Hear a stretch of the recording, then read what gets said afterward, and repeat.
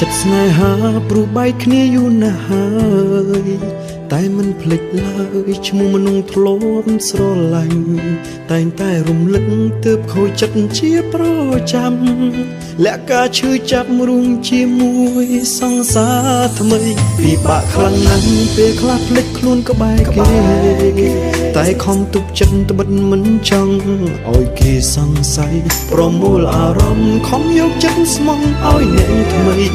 ប៉ុន្តែហេតុអ្វីបេះដូងភក្តីមិនភ្លេចទេឲ្យតែមានគេរំលឹកឈ្មោះអូនហេតុអ្វីបងនៅខូចចិត្តហេតុអ្វីបងនៅឈឺចាប់ពេលគេប្រាប់រឿងមានទោះកំពុងរីករាយទឹកមុខក៏ប្រែស្រពោនដែរមិនយល់សោះបងនៅតែបារម្ភអូនឲ្យតែមានគេរំលឹកឈ្មោះអូនធ្វើឲ្យបងឆ្អែតបាយចិត្តនឹកឃើញរឿងរ៉ាវទាំងឡាយដែលធ្លាប់សាងមកពីមុនលឺភ្លៀងចាប់ផ្ដើមពួលតាមកទឹកភ្នែកមិនដឹងខ្លួនតែទ្រាំលាក់ខ្លួនពួនហោទឹកភ្នែកម្នាក់ឯងក្រែងចិត្តសង្សារថ្មី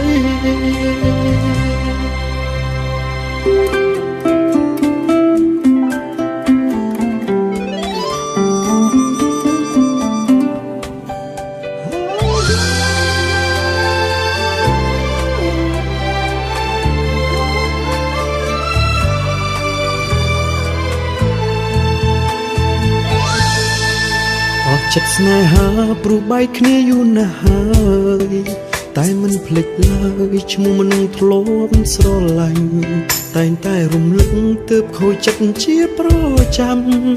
លាក់ការឈឺចាប់រស់ជាមួយសាថ្មីពិបាកខ្លាំងណាស់ពេលខ្លះភ្លេចខ្លួនក្បែរគេតែខំទប់ចិត្តត្បិតមិនចង់